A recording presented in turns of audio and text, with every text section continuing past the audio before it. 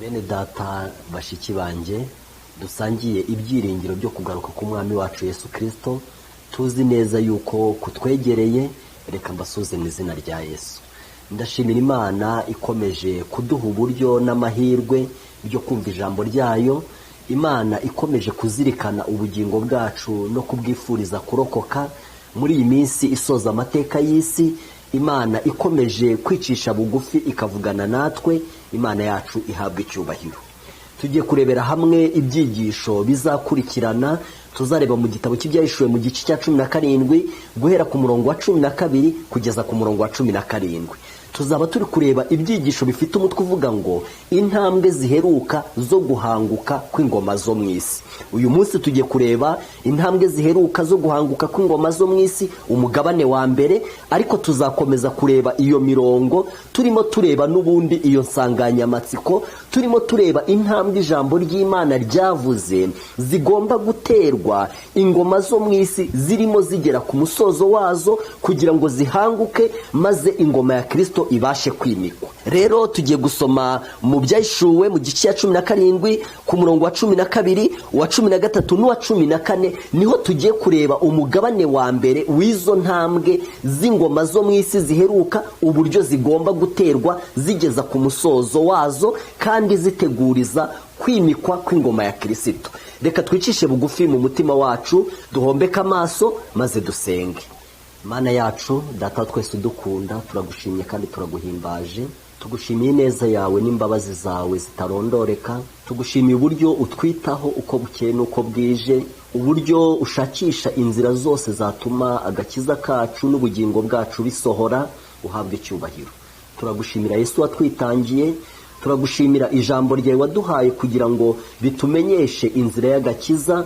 None ubwo tugiye kuribumbura muri uyu mwanya, turagusabye ngo udusoreze amasezerano yawe, uduhe Umwuka wera kugira ngo ijambo ryawe tubashe kurisobanukirwa, kugira ngo agakiza kari mu ijambo ryawe kabashe kwinjira mu mitima yacu, kandi kwerezo ry'uru rugendo kugira ngo ijambo ryawe rizatubera mendeze yo kuzaba mu bwami bwawe. Dusabiye umugisha umuntu wese uteze amatwi ijambo ryawe kugira ngo umuhe imyumvire myiza kandi umurinde gucirwaho iteka n'ijambo ryawe, ahubwo ijambo ryawe rimuheshe ibyiringiro byo kuzakubona. Tubisabye mu izina rya Yesu umwami wacu, amena. Nkuko narimaze kubibabwira ko tugiye kureba ibyigisho bifite umutwe uvuga ngo intambwe ziheruka zo guhanguka kw'ingoma zo mu isi. Tuzareba mu byahishuwe mu gice cyaho cya 17 ku murongo waho wa 12 kugeza ku wa 17. Uyu munsi tugiye kureba ku mirongo 3, umurongo wa 12, umurongo wa 13 ndetse n'umurongo wa 14.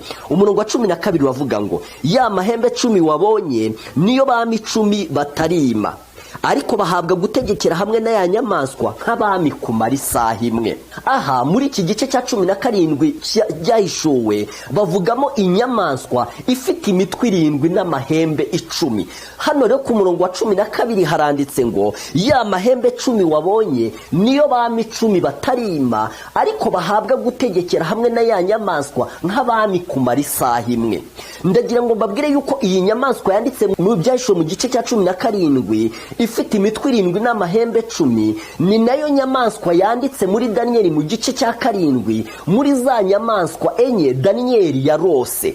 Ya nyamaswa ya 4 yari iteye ubwoba y'inyamaboko yaconshomeraga ibintu ibindi kabimenagura, n'ubundi niyo yongewe kwerekwa Yohana mu byahishuwe mu gice cya 17. Muri Daniel mu gice cya 7 umurongo wa 7 haranditse ngo hanyuma y'ibyo nitegereje mu byo neretswe n'injoro mbona inyamaswa ya 4 iteye ubwoba y'inyamaboko n'imbaraga nyinshi cyane, yari ifite imikaka minini y'ibyuma iconshomera ibintu irabimenagura, ibisigaye ibisiribangisha amajanja yayo, ariko yari ifite itandukaniro n'izindi nyamaswa zayibanjirije kandi yari ifite amahembe 10.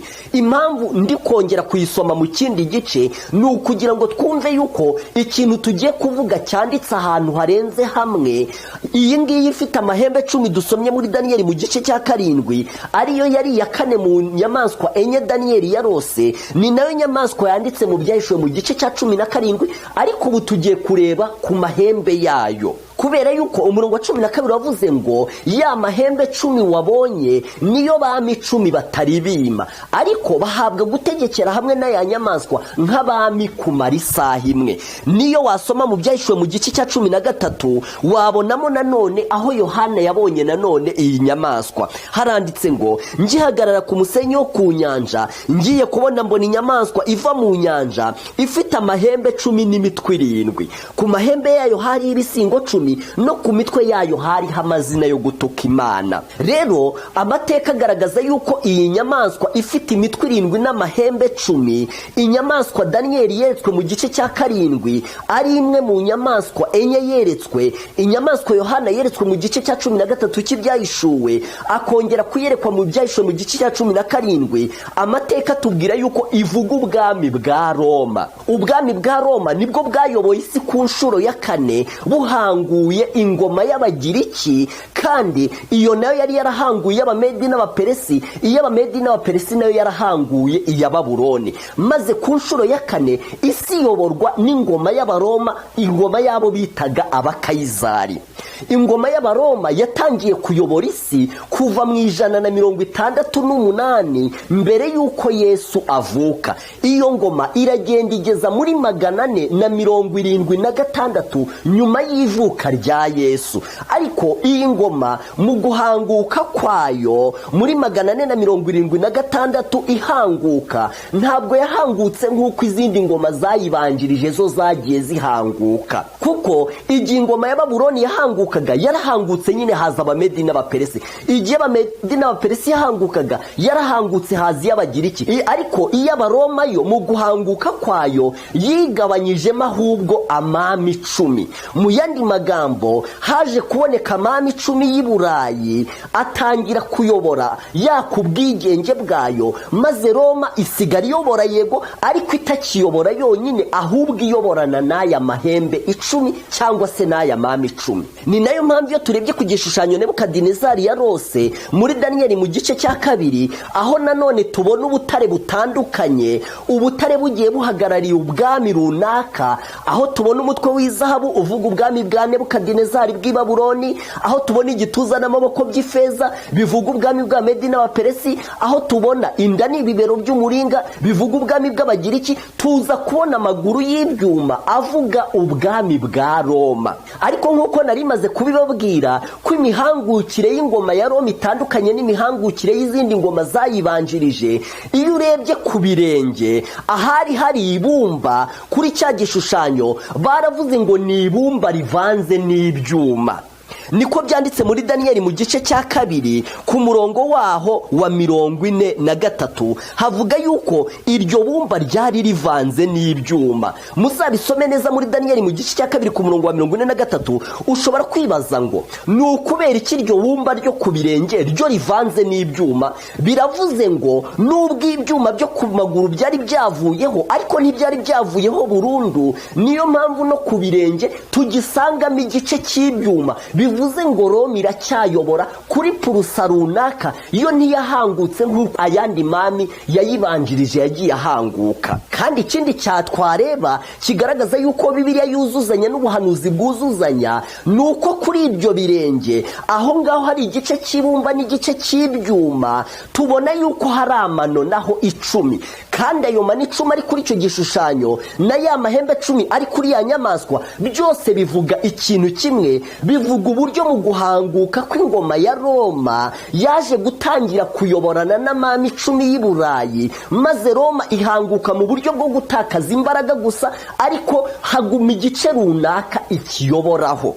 Uyu murongo rero niyo mpamvu ushaka tuwutindaho. Uravuga ngo ya mahembe 10 wabonye niyo bami 10 batarima, ariko bahabwa gutegekera hamwe na ya nyamaswa. Iki kintu cyitwa gutegekera hamwe ni ikintu gikomeye cyane, kubera yuko ku gishushanyo hari amani 10 kandi ku nyamaswa hari amahembe 10. Roma iracyariho yego, ariko irimo irategekera hamwe n'aya nyamaswa. Guhanguka kwayo ntabwo ari nko guhanguka kwandi mami yayibanjirije.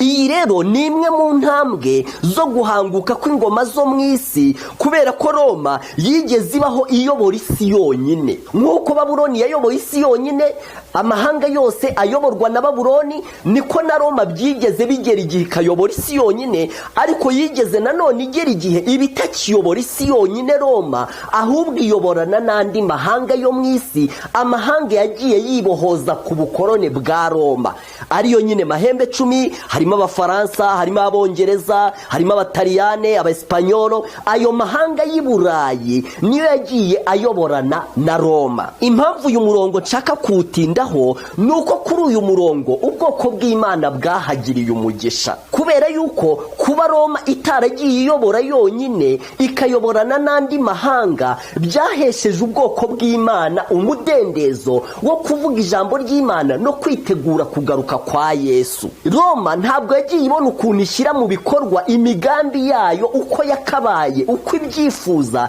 Yagiye igira imbogamizi z'andi mahanga, kandi nayo bigaragara yuko akomeye, kandi bigaragara yuko atagendera ku gitekerezo cya Roma icyo ari cyo cyose.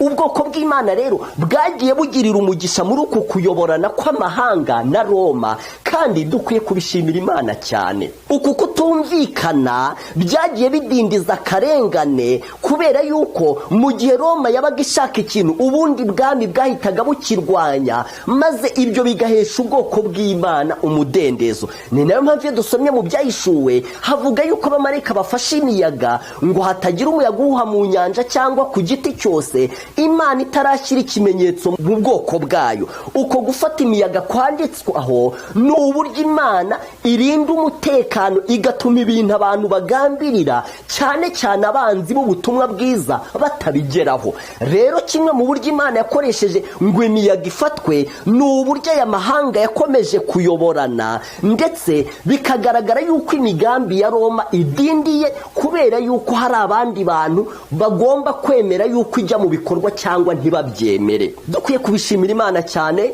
kandi tukamenya yuko Imana ariyo kugirirwa icyizere, kubera yuko ibintu byose bizagenda nk'uko ubushake bwayo buri. Uyu murongo wa 12 ni umurongo ubwoko bw'Imana bwagiriyeho umugisha, nubwo ijambo ry'Imana rivuga ko intambwe zigomba kugumya guterwa, ndetse uyu murongo ugasimburwa n'undi, ariko Imana ishimwe ko kubw'uyu murongo akarengane karadindiye, kubw'uyu murongo umwanya wo kwitegura warabonetse, kubera yuko Roma yagiye inanirwa kumvikana n'andi mahanga bifatanyije kuyobora. Bityo Roma kugira ngo ishyireho umurongo biragorana kugeza n'uyu munsi, kandi uwo mudendezi Imana yawutanze muri ubwo buryo, Imana ibishimirwe. Niki kigomba gukurikiraho rero? Ni umurongo wa 13 uvuga ngo abo bahuje inama baha ya nyamaswa imbaraga zabo n'ubutware bwabo. Uyu murongo urakomeye cyane, kandi uyu murongo igihe cyo gusohora kwawo turimo turakinjiramo neza.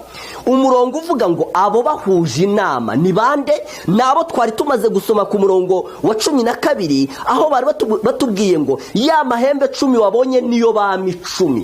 Abo bami 10 rero bari kuyoborana na ya nyamaswa nibo bagarukaho ku murongo wa 13, havugwa amagambo avuga ngo abo bahuje inama baha ya nyamaswa imbaraga zabo n'ubutware bwabo. Shuti yanjye muvandimwe, ndagira ngo nkubwire yuko amahanga yo ku isi cyane cyane akomeye agomba guhereza imbaraga zayo n'ubutware bwayo Roma, kugira ngo noneho Roma ikunde igere ku ntego zayo. Ubuhanuzi bwarabihanuye, kandi bigomba gusohora byanze bikunze. Ikintu cyose ijambo ry'Imana riba ryaravuze kiba kizasohora, ndetse ushatse wakivugaho ya magambo yanditse muri Habakuki avuga ngo nubwo byatinda ubitegereze, kuza ko bizaza ntabwo bizahera. Ntabwo ibintu bigomba kuguma uko bituwe bimeze ngo Roma ikomeze iyoborane n'andi mahanga, ahubwo ijambo ry'Imana rivuga yuko uwo murongo ugomba guhagarara. Abo bayoboranaga na Roma bagahuza inama, bagahereza imbaraga zabo n'ubutware bwabo Roma igasigara ari iyoboye isi. Kandi igihe ibyo bintu bizaba bigezweho, nibwo akarengane noneho kazasohora, nibwo ibintu byagiye bibura inzira byanyuramo bya Roma noneho bizayibona, kandi inshuti yanjye, Imana igomba kwemerera uwo murongo kugerwaho ari uko izi ko ubwoko bwayo bumaze kwitegura neza. Umurongo uvuga ngo abo bahuje inama baha ya nyamaswa imbaraga zabo n'ubutware bwabo, ni umurongo ugomba gutuma niba hari abantu bari batuwe bareshya, hari abantu bagomba kumanukaho gatoya maze hagasigara umwe ari we ukuriye abandi bose. Mwese mujya mwumva ibintu isi yimirije imbere uyu munsi, ibintu byitwa new world order. New world order ni ubuyobozi bumwe bw'isi. Ushobora kwibaza ngo mbese ubwo buyobozi bumwe bw'isi buzaba buyoborwa nande? Ijambo ry'Imana uramutse uryize neza ryaguhishurira umuntu uzaba ubuyoboye, kuko umurongo wa 13 usa n'uvuga umuntu uzaba uyoboye ubwo buyobozi bumwe bw'isi. Kuko uravuga ngo abo bahuje inama, abaperezida b'ibihugu byo ku isi, cyane cyane babandi bitwa ko bafatira imyanzuro iyi si, bagomba kwicara maze bakagira umuntu umwe batoranya ngo ajye ku mwanya wo hejuru, bo bajye munsi yeho gatoya, kandi uwo mwanya ugomba kwegukanwa na Roma. Niko ijambo ry'Imana ryabivuze, nubwo byatinda ubitegereze kuza ko bizaza ntibizahera. Hari igihe abantu bajya bishimira icyo kintu cyitwa new world order, bakumva rwose Imana ishimwe ubuyobozi bw'isi bugiye kuba bumwe, bakumva rwose ubukungu bw'isi bugiye kuzahuka, bakumva kumvikana kwari kwanananiranye noneho kugiye kugerwaho. Ariko ndagira ngo nanakubwire yuko igihe iki kintu kizaba kimaze kuzura neza, nibwo ibintu Roma yari yarabuze ahantu inyuza noneho izaba ibonye inzira. Nshuti yanjye, ni nabwo akarengane noneho kazahita gatangira, noneho kagashoboka. Ndagira ngo nkubwire yuko ibi bintu bigomba kubaho muri iki gihe cyacu, byo kuba abaperezida bo ku isi bagomba guhuza inama bagaha imbaraga zabo n'ubutware bwabo Roma. Ntabwo ari ikintu kigiye kubaho bwa mbere, ahubwo iki ni ikintu kigiye kwisubiramo, kigeze kibaho mu mateka. Tugiye kureba amateka y'ibintu byabaye, turebe n'uburyo bigomba kwisubiramo, kuko ijambo ry'Imana rivuga yuko ibyabaye kera ari byo bizongera kubaho. Reka dusome mu Byahishuwe mu gice cyaho cya 13 maze dusome ku murongo waho wa 2. Hari amagambo avuga ngo iyo nyamaswa nabonye yasaga n'ingwe, amajanja yasaga n'ayaruko, akanwa kayo kasaga n'ak'intare. Cya kiyoka kiyiha imbaraga zacyo n'intebe yacyo y'ubwami n'ubutware bukomeye. Mbese uyu murongo murawumvise bene data bashiki banje? Tugiye kugereranya uyu murongo wo mu Byahishuwe 13 n'uwo mu Byahishuwe 17. Uwo mu Byahishuwe 13 ni umurongo uri mu mateka y'ibintu byigeze bibaho. Uwo mu Byahishuwe mu gice cya 17 ni umurongo w'ibintu bigomba gusohora mu gihe cy'imperuka. Mu Byahishuwe mu gice cya 13 havuga ngo iki? Haranditse ngo iyo nyamaswa nabonye yasaga n'ingwe, amajanja yo yasaga n'ayaruko, akanwa kayo kasaga n'ak'intare. Cya kiyoka kiyiha imbaraga zacyo, ubutware bwacyo n'intebe yacyo y'ubwami. None uwo mu Byahishuwe mu gice cya 17 wo uravuga ngo abo bahuje inama baha ya nyamaswa imbaraga zabo n'ubutware bwabo. Mbese waruzi ko mwene data muvandimwe, hari igihe Roma yigeze ihabwa intebe, igahabwa ububasha, igahabwa n'imbaraga? Kandi ibyo bintu ijambo ry'Imana rivuze ko Roma yabihawe n'ikiyoka. Cya kiyoka giha ya nyamaswa imbaraga zacyo, ubutware bwacyo n'intebe yacyo y'ubwami. Mbese ibyo byagenze gute? Iyo usomye mu Byahishuwe mu gice cya 12 niho ubona amateka y'icyo kiyoka. Kuko mu Byahishuwe 12 havuga iby'umugore n'ikiyoka, niko titire yaho ivuga. Muri iki gice ku murongo wa 3 haranditse ngo mu ijuru haboneka ikindi kimenyetso, mbona ikiyoka kinini gitukura gifite imitwe 7 n'amahembe 10, no ku mitwe yacyo gifite ibisingo 7.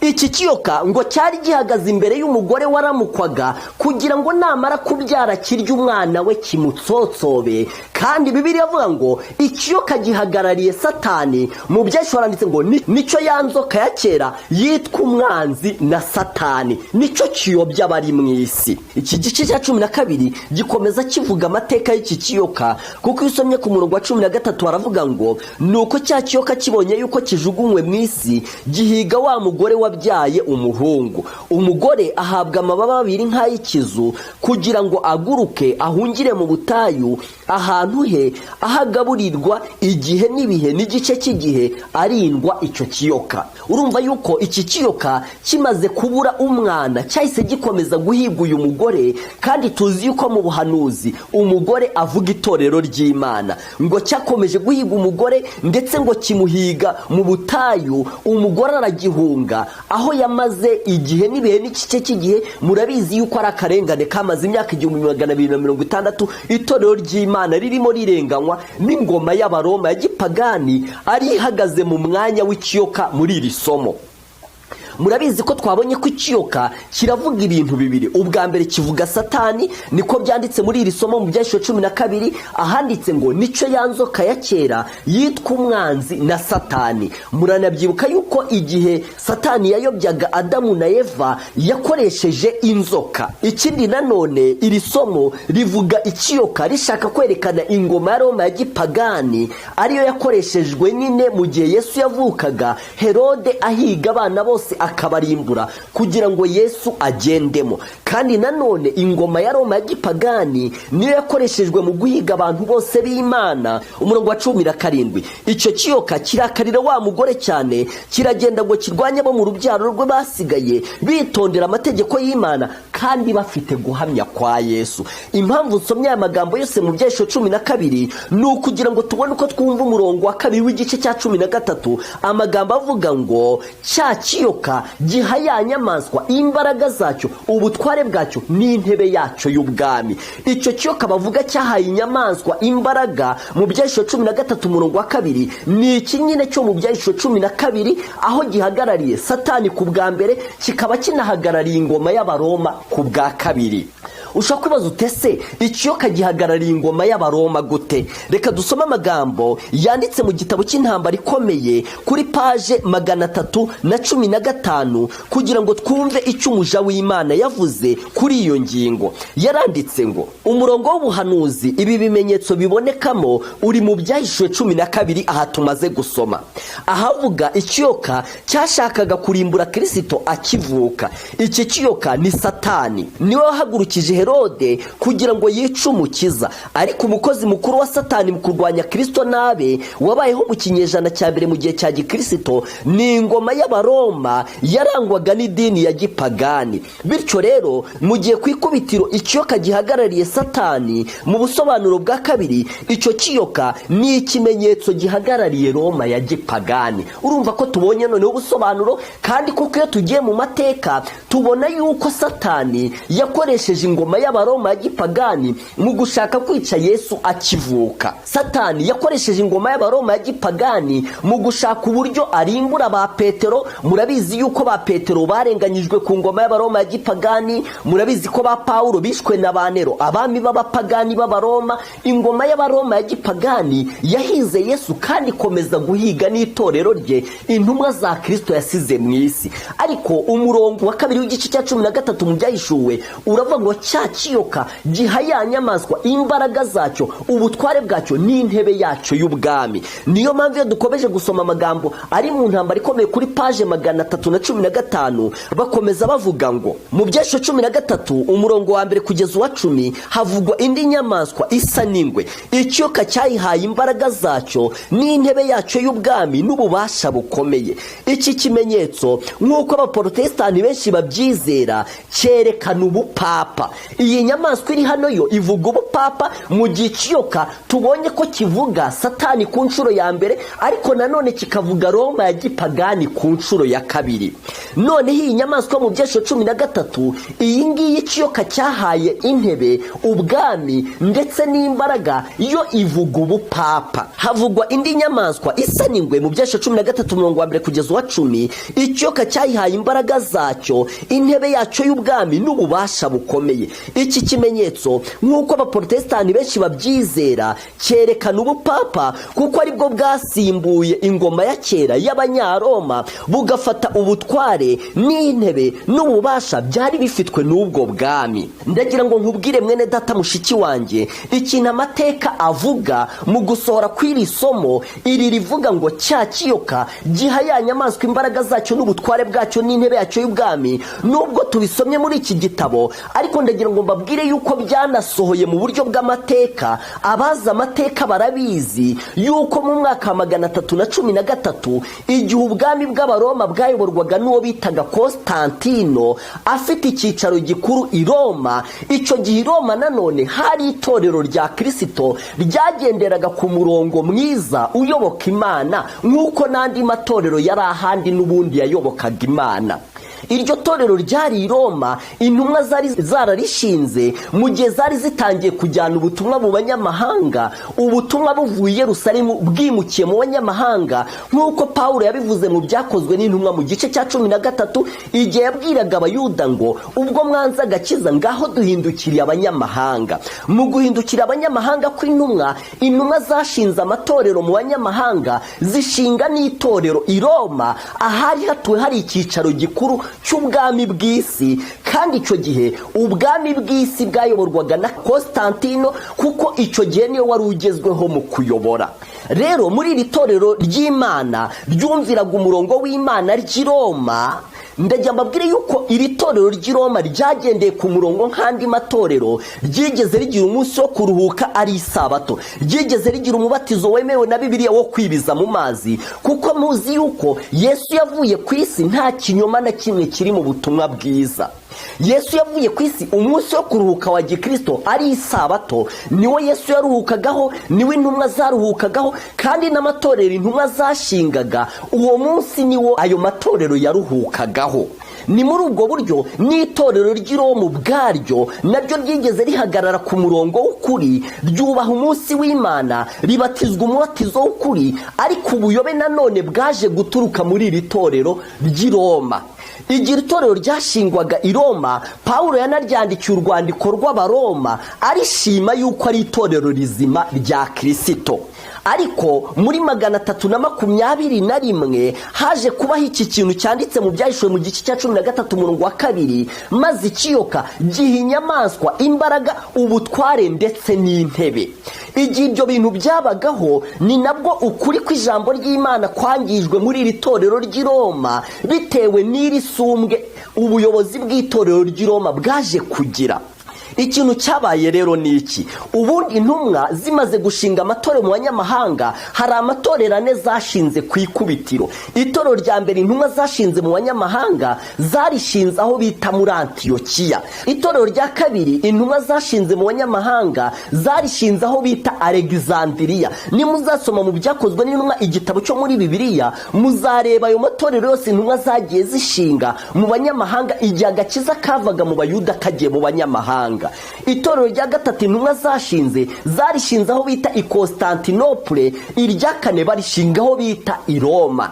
Noneho muri iri torero ry'i Roma ni ikibazo cyaje kuvukira, kubera yuko umukuru w'itorero yaje guhabwa isumbwe n'umuyobozi w'igihugu Konstantino. Ari byo byanditse mu Byahishuwe nyine mu gice cya 13 ku murongo wa 2 ahavuga ngo cya kiyoka giha ya nyamaswa. Twabonye ko ikiyoka gihagaze mu mwanya w'ubutegetsi bwa Roma. Rero ikintu cyabaye muri 321 kizwi mu mateka y'isi nuko umwami bita Konstantino bitewe n'ibibazo bibiri yari afite bimubangamiye. Ikibazo cya mbere nuko abami bari baragiye bamubanziriza bagiye bica abakristo, ariko nabo bigatuma bapfa nabi kandi bagapfa bayoboye igihe gito.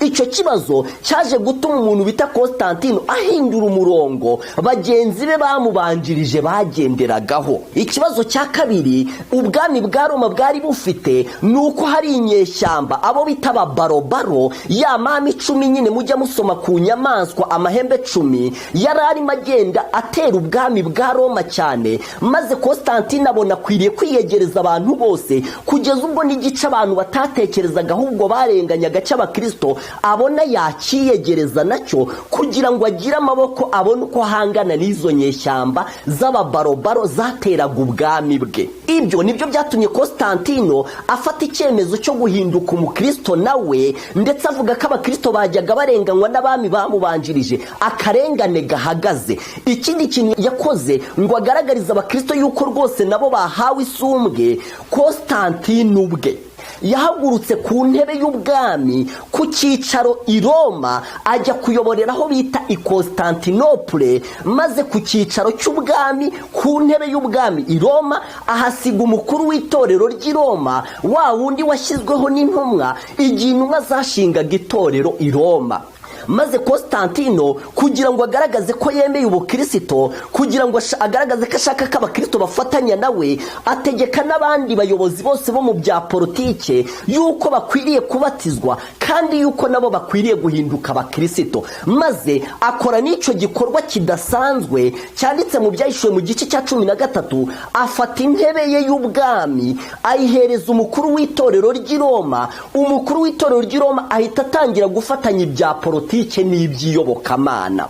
Icyo gihe Constantino yahise afata umukuru w'itorero w'i Roma amuhindura umukuru w'itorero uruta abandi bakuru b'itorero bo ku yandi matorero. Ahita aruta umukuru w'itorero w'i Constantinople, aruta umukuru w'itorero wo muri Antiyokiya no muri Alexandria no muri Efeso n'ahandi. Maze ibyemezo umukuru w'itorero w'i Roma yafashe, abandi bakuru b'itorero bose bakaba ari byo bazajya bagenderaho. Maze ayo magambo yanditse mu Byahishuwe 13 barasohoye avuga ngo cya kiyoka, ingoma y'Abaroma ya gipagani, giha ya nyamaswa itorero rya gikristo ubupapa, imbaraga zacyo, ubutware bwacyo n'intebe yacyo y'ubwami. Maze Constantino ahaguruka ku cyicaro gikuru cy'i Roma ajya kuyoborera i Constantinople, maze umukuru w'itorero ry'i Roma ahabwa uburenganzira yuko azajya akemura ibibazo by'iyobokamana, agakemura n'ibibazo mu bya politike. Kugeza ubwo uyu mukuru w'itorero yahawe ububasha bw'uko ibyemeza ari uzajya ubifata, abandi bakuru b'itorero bahandi bakabigenderaho. Nibyo nsomye muri iki gitabo cy'intambara ikomeye kuri page 315, ahari nsomye amagambo avuga ngo umurongo w'ubuhanuzi ibi bimenyetso bibonekamo uri mu Byahishuwe 12, ahavuga ikiyoka cyashakaga kurimbura Kristo akivuka. Iki kiyoka ni Satani ku nshuro ya mbere, nk'uko byanditse mu Byahishuwe 12 umurongo wa 9. Nicyo nzoka ya kera yitwa umwanzi na Satani, niyo hagurukije Herode kugira ngo yice umukiza. Ariko umukozi mukuru wa Satani mu kurwanya Kristo nabe wabayeho mu kinyejana cya mbere mu gihe cya gikristo ni ingoma y'Abanyaroma yarangwaga n'idini ya gipagani. Bityo rero mu gihe kwikubitira ikiyoka gihagarariye Satani, mu busobanuro bwa kabiri icyo kiyoka ni ikimenyetso gihagarariye Roma ya gipagani. None tega amatwi amagambo ngiye gusoma asobanura Ibyahishuwe 13 umurongo wa 2, havuga indi nyamaswa isa n'ingwe, ikiyoka cyayihaye imbaraga zacyo n'intebe yacyo y'ubwami n'ububasha bukomeye. Iki kimenyetso cy'uburyo ikiyoka cyahaye inyamaswa imbaraga n'intebe n'ubutware, nk'uko abaporotesitanti benshi babyizera, cyerekana ubupapa, kuko aribwo bwasimbuye ingoma ya kera y'Abanyaroma bugafata ubutware n'intebe n'ububasha byari bifitwe n'ubwo bwami. Aribyo maze kubasobanurira mu mateka mbabwira uburyo umukuru w'igihugu cy'i Roma Constantino yimukiye umukuru w'itorero ry'i Roma, maze umukuru w'itorero agahita ahinduka umuyobozi uruta abandi. Iyo unasomye mu ntambara ikomeye kuri page 42 hari amagambo n'ubundi ajya kuvuga nk'aya avuga ngo mu kinyejana cya 6 ubutegetsi bw'abapapa bwari bwaramaze gukomera, kuko urumva ibintu byabaye mu kinyejana cya mbere byo kuzamurwa ku itorero ry'i Roma n'umukuru w'itorero ryaho, kugeza ubwo byageze mu kinyejana cya 6 ubupapa bwaramaze gukomera. Icyicaro cyabwo cyabaga mu murwa mukuru w'ubwami bw'Abanyaroma, bityo abantu babwirwa ko papa ari we muyobozi mukuru w'itorero. Ubwo ubupagani bwari bwaramaze gusimburwa n'ubupapa, ikiyoka cyari cyarahaye inyamaswa imbaraga zacyo, intebe yacyo n'ubwami bwacyo n'ubutware bukomeye, nk'uko byanditse mu Byahishuwe 13 umurongo wa 2. Ubwo hatangiye imyaka 1460 y'akarengane kakozwe n'ubupapa, kari karavuzwe n'umuhanuzi Danieli ndetse n'umuhishuzi Yohana. Ndagira ngo nkubwire yuko muri uwo mwaka wa 321 igihe ikiyoka cyari kimaze guha inyamaswa imbaraga, ubutware n'intebe, ni nabwo ubupapa bwahise noneho bukora ikintu gikomeye cyo gushyiraho itegeko naryo ry'icyumweru, kuko wari umunsi umunsi usengwa mu bapagani kugira ngo ubukristo bwereke abapagani, kugira ngo umukuru w'itorero ry'i Roma yereke abapagani yuko nawe azi gushima kuba yahawe intebe. Nawe yahise ashyigikira umunsi Roma ya gipagani yari ituwe isengaho izuba. Ndimo ndahuza amagambo yanditse mu Byahishwe 13 umurongo wa 2, amagambo avuga ibintu byabayeho mu mateka, kugira ngo nyahuze n'ayanditse mu Byahishwe 17 umurongo wa 13, ibintu bigomba kubaho uyu munsi kugira ngo dusatire kugaruka kwa Yesu. Ibyo mu Byahishwe 13 byasohoye biravuga ngo cya kiyoka giha ya nyamaswa imbaraga zacyo, ubutware bwacyo n'intebe yacyo y'ubwami. Ibyo byarabaye muri 321, kandi igihe koko ubupagani bwari bumaze gusimburwa n'ubukristo, umunsi w'ikiruhuko muhimbano abapagani basengagaho niwo abakristo bahise bafata nk'umunsi wo gusenga, maze isabato y'Uwiteka bari baratojwe n'intumwa bahita bayishyira hasi. None ijambo ry'Imana yatubwira mu Byahishwe 17 umurongo wa 13 ngo abo bahuje inama baha ya nyamaswa. Urumva ibyo bintu bigiye kongera kwisubiramo, n'ubundi ubupagani bugiye kuzongera guha ubupapa ijambo kugira ngo ubupapa buyobore isi. Nibyo twabonye byimirijwe imbere byitwa New World Order, kandi ibyo bintu bizaba bimaze gusohora, ikintu ubupapa buzahita bukora byihuse ni ukongera gushyiraho umunsi muhimbano no guhatira abantu kuwukomeza, kugeza ubwo kutawukomeza bizabyara akarengane. Ndagira ngo nsome amagambo yanditse mu gitabo cy'Intambara ikomeye kuri page 404 mvuga ibintu byabaye igihe ikiyoka cyari kimaze guha inyamaswa ubutware bwacyo, imbaraga zacyo n'intebe yacyo y'ubwami. Haranditse ngo amateka yaciwe n'abami, imyanzuro n'inama z'abayobozi bakuru b'itorero n'amabwiriza yatanzwe n'itorero bishyigikiwe n'ubutegetsi bw'isi, nibwo bwari uburyo umunsi w'ibirori w'abapagani wahabwagamo umwanya w'icyubahiro mu itorero rya gikristo. Itegeko ryo guhatira abantu kuruka ku munsi wa mbere w'icyumweru dimanche ryashyizweho bwa mbere n'umwami Constantino mu mwaka wa 321 nyuma ya Kristo. Iryo teka ryasabaga ko abatuye mu mudugudu bose baruka ku munsi wahariwe gusenga izuba, ariko rikemera abaturage bo mu byaro gukomeza imirimo yabo y'ubuhinzi. Nubwo ryari iteka rya gipagani ryashyizweho umukono kandi ritangazwa n'umwami w'abami Constantino amaze kwitirirwa ubukristo. Urumva ko umunsi w'icyumweru ni umunsi abapagani b'i Roma basengagaho izuba, ni umunsi w'ikigirwamana cy'izuba. Ukuntu waje gusimbura umunsi w'Imana w'isabato, uw'intumwa zari zarasigiye amatorero yose zashinze, kugeza ubwo n'itorero ry'i Roma ubwaryo naryo ryaruhukaga ku munsi w'isabato. Ariko ubuyobozi bwa leta bumaze guhereza itorero ry'i Roma isumbwe, itorero naryo ryahise rishaka kugaragaza gushima, maze naryo rishyigikira umunsi muhimbano abapagani basengagaho izuba, kugira ngo naryo ryerekane ko ryanyuzwe n'umwanya ryahawe n'isumbwe ryahawe n'uburyo akarengane kahagaze, kuko umukuru w'itorero ubwo niwe wari usigaye uyobora ibya politike n'iby'iyobokamana i Roma. Kandi umukuru w'itorero ry'i Roma yari yamaze kuzamurwa ngo arutishwe abandi bakuru b'itorero, kugeza ubwo ibyemezo yafataga abandi bakuru b'itorero byabasabaga kubigenderaho byanze bikunze. Reka wumve ikintu umukuru w'itorero ry'i Roma yaje gukora. Igihe Constantino yari amaze kuzamura uyu munsi no gutegeka abantu kuwusengaho, mbese umukuru w'itorero ry'i Roma yamuteye ihe nkunga? Haranditse ngo amaze kubona ko itegeko ry'umwami ridahagije kuba ryasimbura ububasha bw'Imana, uwo ni umukuru w'itorero ry'i Roma, Eusebius umwepiskopi mukuru w'Ikayizariya washakaga kwemerwa n'ibikomangoma kandi akaba inshuti idasanzwe n'umujyanama wa Constantino. Mbese murumva umwepiskopi urwego yari yaramaze kugeraho, kugeza ubwo yari umujyanama w'umwami. Kubwo gushaka kunezeza umwami nawe wamuhaye intebe, mbese yakoze iki? Nawe yashyigikiye umunsi abapagani basengagaho izuba, kugeza ubwo abatarawemeye batangiye kubirenganyirizwa. Umwepiskopi mukuru w'Ikayizari washakaga kwemerwa n'ibikomangoma kandi akaba inshuti idasanzwe n'umujyanama wa Constantino yatanze igitekerezo cy'uko isabato ari wo munsi wa 7 Kristo yawuhinduyemo icyumweru, umunsi wa mbere. Nyamara ariko nta buhamya na bumwe yashoboye kubona mu byanditswe ryera bwemeza izo mpinduka nshya. Eusebius ubwe nubwo atabishakaga yemeye ko atari ukuri, kandi yerekana nyiriyo mpinduka aravuga ati ibintu byose byagomba gukorwa ku munsi w'isabato twabyimuriye ku munsi w'umwami, ku munsi wa mbere w'icyumweru, dimanche. Ni nayo mpamvu iyo usomye mu mategeko ya kiliziya harimo ihame rivuga ngo kera umunsi w'Imana wari sabato, maze kiliziya gatulika yishyiriraho umunsi wa mbere w'icyumweru kuko ari wo Yesu yazutseho kandi akaba ariho yohereje Roho Mutagatifu. Mbese urumva umusaruro waje kugukomoka ku kuba ikiyoka cyarahaye inyamaswa imbaraga n'intebe n'ubutware. Inyamaswa nayo, ubuyobozi bw'itorero nabwo bwahise bugaragaza gushima bushyigikira umunsi abapagani basengaga y'izuba kugeza ubwo uwo munsi uhinduka umunsi w'Imana.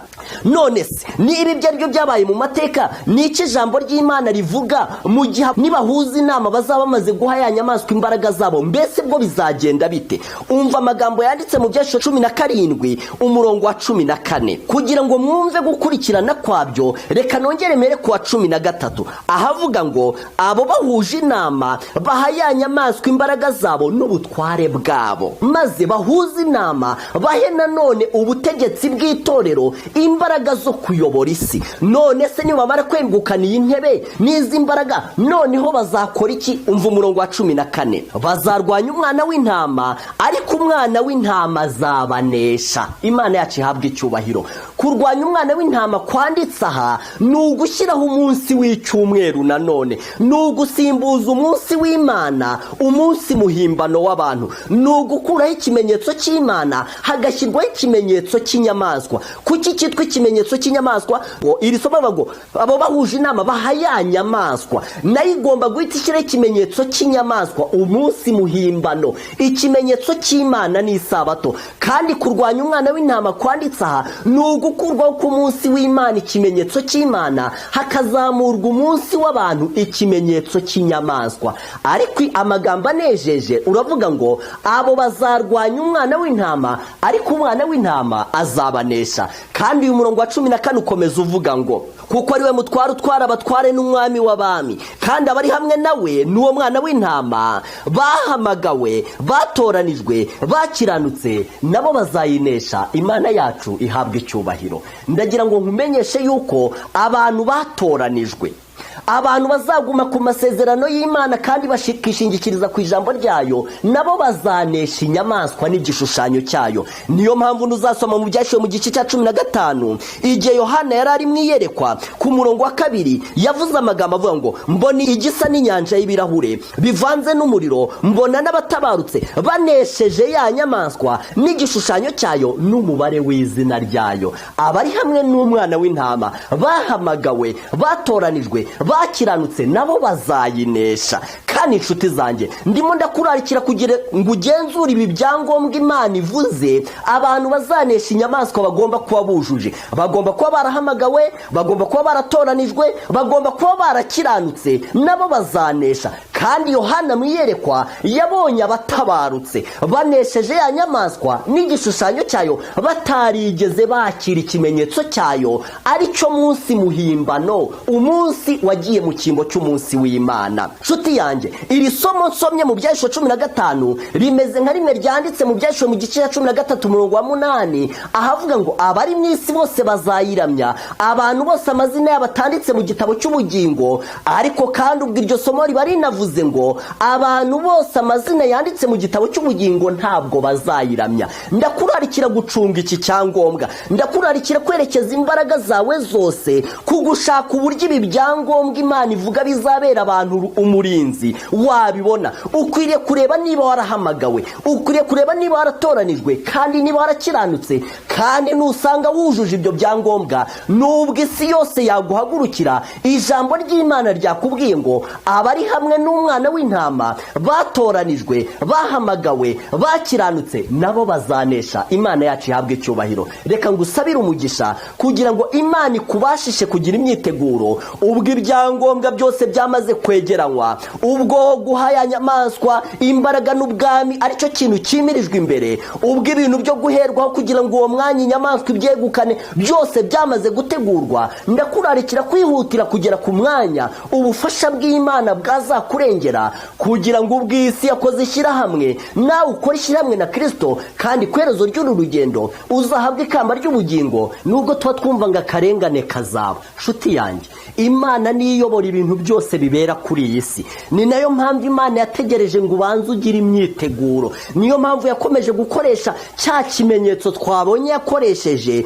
cy'uburyo amahanga yo mu isi atavuga rumwe ku byerekeranye n'akarengane, bikaba byaragatindije. Imana yarategereje ngo ubanze witegure, kandi igihe Imana igomba kwemerera aba bategetsi bo mu isi gutera intambwe, bagaha Roma imbaraga n'ubutware, bakayemerera yuko igiye kuyobora isi, Roma nayo ikazamura umunsi wayo muhimbano, uwo munsi nawe ugatera akarengane ku bwoko bw'Imana. Ubwoko bw'Imana ndabuhumuriza n'amagambo yanditse mu gitabo cy'umuhanuzi Yeremiya, amagambo aturarikira kwiringira Uwiteka, uwo nguwo waturwanyeho muri icyo gihe cyose, uwo nguwo watumye abantu badashyira hamwe, no mu gihe azemera ko bashyira hamwe ntabwo azigera atererana ubwoko bwe.